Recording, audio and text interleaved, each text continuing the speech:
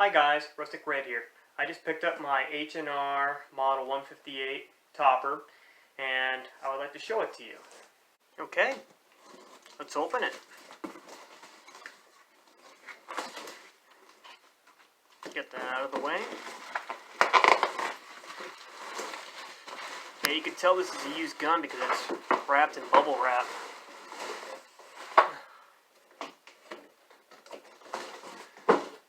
No manual either.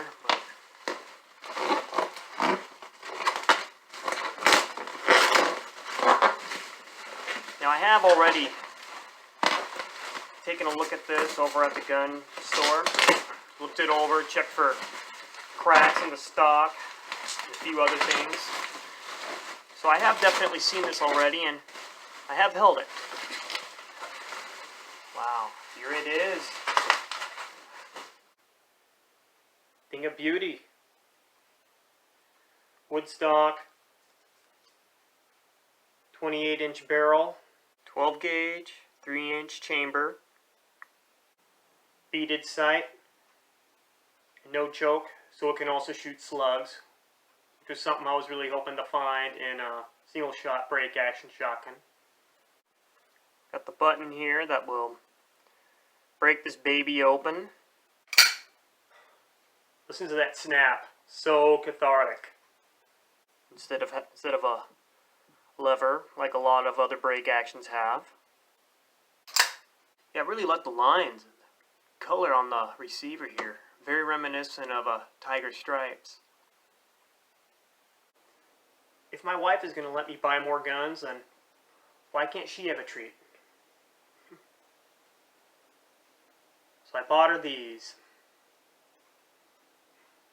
And she loves them. Now this make and model was made between 1962 and 1973, so with that being said, this topper is no longer in production, but I have heard a lot of good things about Harrington and Richardson, and I really like the design too. So I knew I wanted to get one at some point in time, or tentatively wanted to get one. If I were to get a single shot, it would have been one of these, but really hard to find something like this, locally at least. And when I found this online for only $125, I knew I had to jump on it, despite only buying the Stoger only 4 weeks ago. But yeah, so the gun itself only cost $125, but once you include the shipping, the transfer fees, and the taxes, well, the price increases very quickly. Now, I do remember seeing a Harrington and Richardson 10 gauge. I believe it had an 18-inch barrel, though. It was more bulky and heavier than this, and it cost $500. It had to be clean. It didn't appear to be in as good condition as this one, but knowing that I could find this and definitely pay a lot less than half of what I saw for a 10 gauge, I figured that this would be a pretty good buy. It also has a little bit of variety. With the wood stock as opposed to the single shot, in contrast to the synthetic stock and the double shot with a double barrel, the Stoger. That'd make a great deal for my small but ever so increasing collection. And it was the second gun I ever purchased online. The first one, as some of you might know, is the EAA Vindicator. And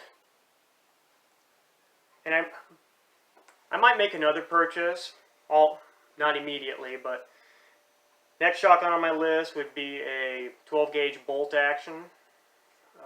I've been having a very hard time finding a good one finding one that's in good condition that's within my price range. So I've had a little bit of a challenge finding that one, but I'm really glad that I can at least pick this one up and not be too disappointed. But now with the experience of ordering this one and this, I know a little bit more what to expect if I ever find the bolt action shotgun. Now I do know, I've heard a lot of good things about H&R, and I only know a little bit about them. I know that their roots go as far back as 1871, but they didn't go under the name H&R until sometime later, may have been quite a bit later.